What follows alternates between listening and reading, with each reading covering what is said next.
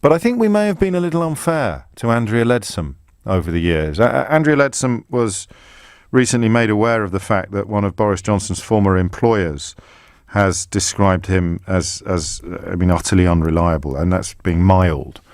Max Hastings, I think Sir Max Hastings, former editor of the Daily Telegraph, not a man for whom I hold a great deal of affection because he made my dad redundant when he was editor of the Daily Telegraph, decided that the second city of this country, Birmingham, didn't need a dedicated correspondent. And oddly, given the contents of the last hour, Dad didn't want to move to London with his youngish family at the time. Not because of knife crime, because we'd fallen in love with Kidderminster.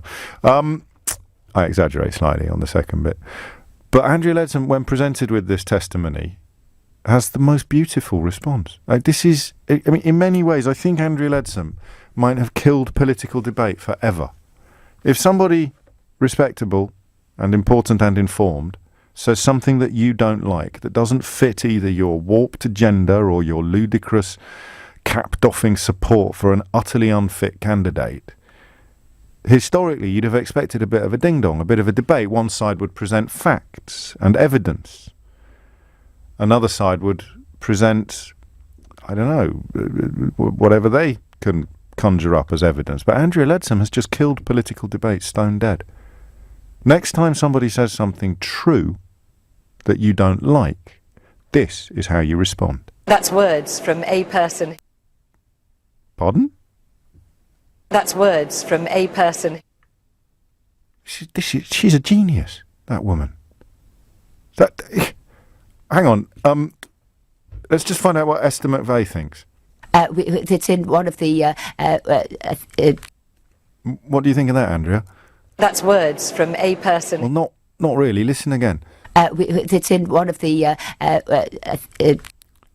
Any thoughts, Andrea? That's words from a person. And they're between the two of them. Cabinet-level Tory politicians have killed political debate stone dead.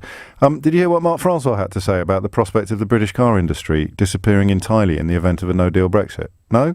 Luckily I did, on your behalf. It would be our choice. Pardon? It would be our choice.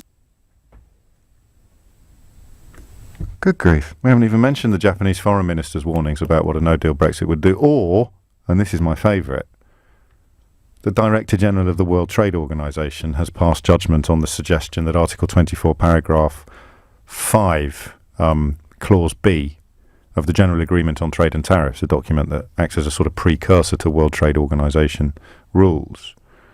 The Director General of the World Trade Organization has now spoken of his view of the idea continually punted by the likes of Dominic Raab, Jacob Rees-Mogg, and I think Andrea Leadsom.